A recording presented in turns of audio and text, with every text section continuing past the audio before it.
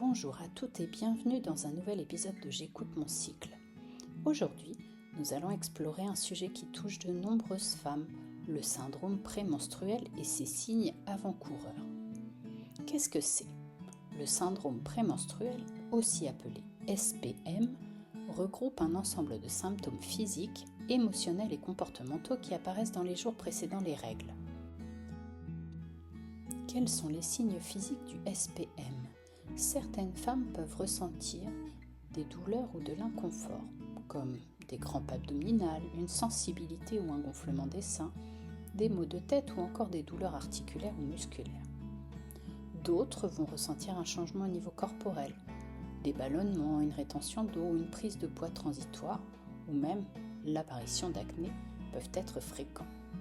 Et enfin, une fatigue générale et une baisse d'énergie peuvent se faire sentir, accompagnées parfois d'insomnie ou de sommeil perturbé.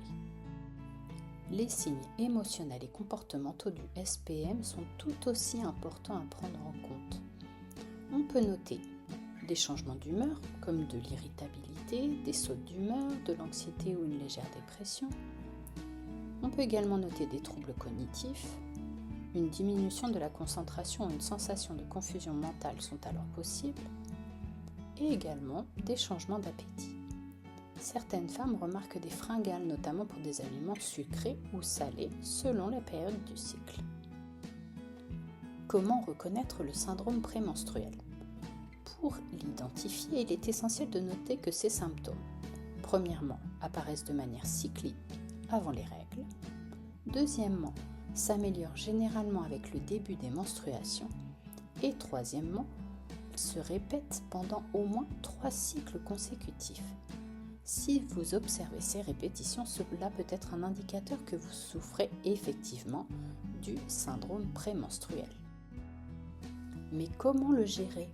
Heureusement, il existe plusieurs stratégies pour mieux vivre cette période du cycle. Vous pouvez déjà tenir un journal. Notez vos symptômes, leur durée, leur impact sur votre quotidien. Cette habitude vous aidera à mieux anticiper et repérer des schémas récurrents. Adoptez une alimentation équilibrée.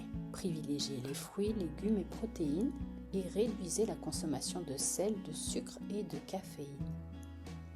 Vous pouvez également pratiquer une activité physique régulière.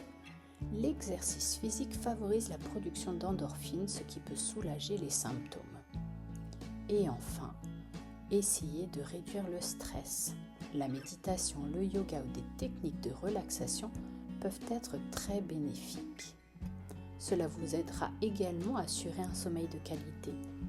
Essayez de dormir au moins 7 heures par nuit et respectez les horaires de sommeil réguliers. Reconnaître et comprendre les signes du syndrome prémenstruel est une première étape essentielle pour mieux le gérer. N'oubliez pas que chaque femme est unique et ce qui fonctionne pour l'une peut ne pas fonctionner pour une autre.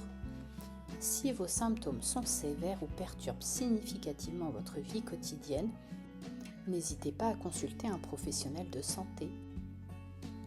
Merci de m'avoir écouté aujourd'hui.